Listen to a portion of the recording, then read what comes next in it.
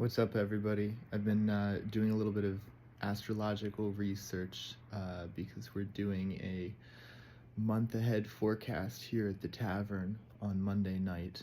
But I just wanted to hop on here and talk about a couple of configurations that are going on recently and something starting now.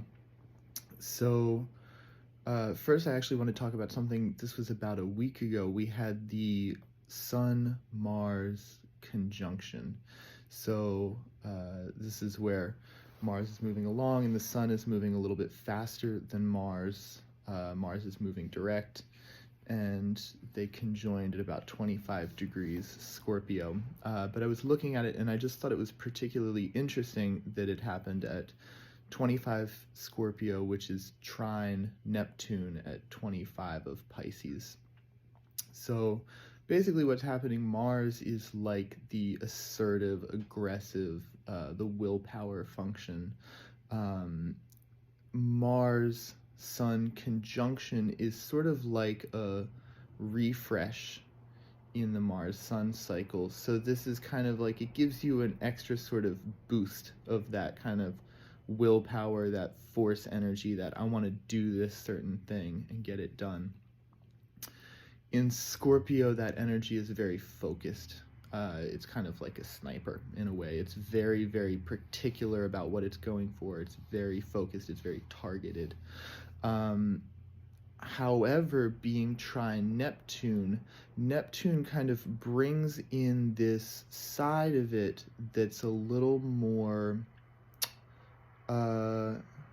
illusory in a way. Neptune correlates to the divine. Neptune correlates to things that are of other planes of existence, So in a way, it kind of, this Mars-Sun conjunction trine Neptune sort of brings this like forceful willpower, this drive to do something, but the inspiration behind it may actually be more imaginative. It may be more, almost feeling like a download coming from another plane in a way,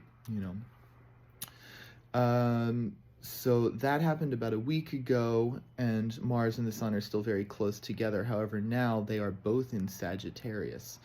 So Sagittarius brings a more adventurous quality, a more kind of long-ranging quality to this particular energy. Then today, so today is Saturday, November 25, Mercury actually just entered what's called its shadow period. So a few weeks from now, on December 13, Mercury is going to station retrograde. And it's going to station retrograde in Capricorn at 8 degrees of Capricorn. And it's going to spend 2.5 weeks or so until like the second day of January, retrograde, coming back through the zodiac, and then it will station direct at 22 Sagittarius. So today Mercury just hit that point, 22 Sagittarius, which is the point that it's going to retrograde back to. What this means is Mercury is sort of entering the zone of the zodiac that it's going to essentially like re-examine. This is what happens on a retrograde.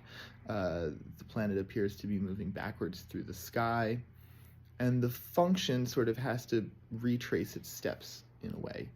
So starting today, going up to December 13, you can look at what's going on in your life and notice the certain themes that are coming up, and you can expect to see these themes kind of come up again in the second half of December when Mercury is retrograde. Mercury is correlating to logic, it's correlating to communication, it's correlating to how you just take in information. It's the left brain function. So basically, the way that I'm looking at this now, I see this Sun-Mars conjunction as being this kind of, drive, this force energy to do something that's inspired in a way. And the original conjunction of Sun and Mars in Scorpio, there was a lot of direction to it. And again, trine Neptune. So there was a direction, but there was sort of this kind of other type of inspiration behind it, something that probably doesn't feel grounded. It doesn't feel so much of this reality in a way, but there's still a lot of force and a lot of will and a lot of drive to want to do it. So with Mercury, right, Mercury just entering the shadow period. So today, Mercury is actually, it's a little bit loose, but it is square to Neptune. So what I see happening is the Mercury function is stepping in and starting to maybe ask questions about, well, where is this drive energy coming from exactly? Or maybe that Mercury function is actually getting a little bit confused. It's getting tangled, and it's saying, well, why did I feel so driven to do this certain thing? Why did I feel so attracted to this idea? Mars and the Sun are still together, so there is still some drive to do it. It's in Sagittarius, though, so there's a little bit more openness in terms of like what it will let in, right? Scorpio is very closed. The drive, the inspiration in Scorpio is going to be very, very specific and very internal. When it's in Sagittarius, it's a little more open to kind of external influence. It's just more adventurous in a way, So I see this Mercury period of Mercury moving through the shadow in a way being related to that Sun-Mars conjunction, and a kind of examination of what that Sun-Mars conjunction is really about. Where's this inspiration coming from? Why do I feel so driven to do this certain thing? And then Mercury is going to move, so it's in 22 Sagittarius today. It's going to move all the way to 8 degrees of Capricorn, and then station retrograde in the middle of December on the 13th. And then it'll move retrograde. And in the middle of its retrograde period, we have what's called the Mercury cazimi. This is when Mercury, cazimi means in the heart of the sun. This is when Mercury will be right in the middle of the sun's disk in the sky, essentially. And that's actually going to happen at 0 degrees Capricorn. 0 degrees Capricorn is the winter solstice. That's the point of the winter solstice. And that point is extremely practical. It's extremely grounded. This is the lowest point in the sky of the sun's cycle. Archetypally, what this is about is basically starting at the bottom of something and being able to work your way step by step to the top. Capricorn is the mountain goat that starts at the bottom of the mountain and climbs it one step at a time.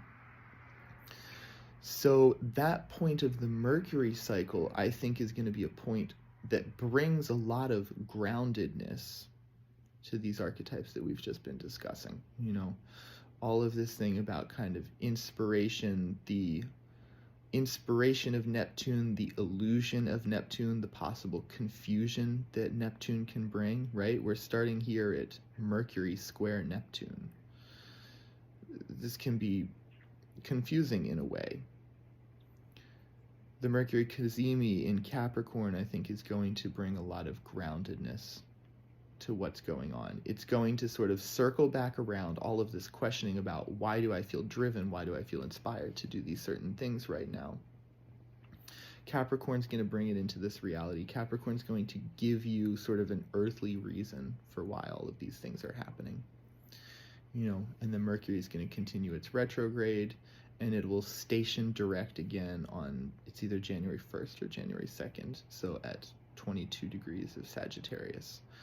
And then that creates a third pass of Mercury over those degrees, 22 Sagittarius to 8 Capricorn, which essentially is going to give a third pass of re-examining all of the different archetypes that are coming up. So, quick summary, just watch out for what's happening from today, November 25th, up to December 13th. Look at how your communications are going, how your thoughts are going, how your analysis is going,